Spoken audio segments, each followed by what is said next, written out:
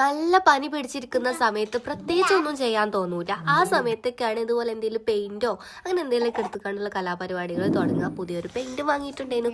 ചെയ്ത് ചെയ്ത് ചെയ്ത് ഞാൻ ഇബ്നെ ബേബിയും ലാസ്റ്റ് തല്ലുകൂടിട്ടോ. പിന്നെ സ്ഥിരമായിക്കണം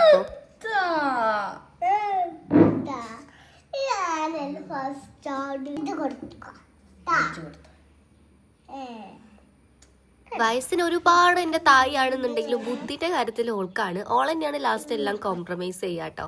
സോ പെയിന്റ് അടിക്കുന്ന ആരാന്നുള്ളതേനു അവിടുത്തെ കച്ചറ. ഏതായാലും അതൊക്കെ നമ്മൾ സെറ്റാക്കിയിട്ടുണ്ട്. പെയിന്റ് ഉണങ്ങാൻ വെച്ച സമയത്ത് ബുക്കിന്റെ ബാക്കി ഞാനൊന്ന് കുറച്ചൊന്ന് വായിച്ച് തീർത്തിട്ടുണ്ട്. ഇത് ഉണക്കുന്ന പരിപാടി എങ്ങനെയാണെന്ന് അറിയോ? നമ്മൾ ഡ്രയറില്ലേ, ഹെയർ ഡ്രയർ, അത് വെച്ചിട്ടാണ് നമ്മൾ ഫസ്റ്റ് കോട്ട് അടിച്ചതിൻ്റെ ശേഷം ഉണക്കിയത്. അല്ലാതെ ഇത് ഉണങ്ങാൻ നിൽക്കുമ്പോഴത്തേന് ഇത് ചെയ്യാനുള്ള മൂഡ് അങ്ങോട്ട് പോയി കിട്ടും. ഒന്നാമത് നല്ല ടയേർഡാണ്, വയ്യ, അതാണ് സത്യം.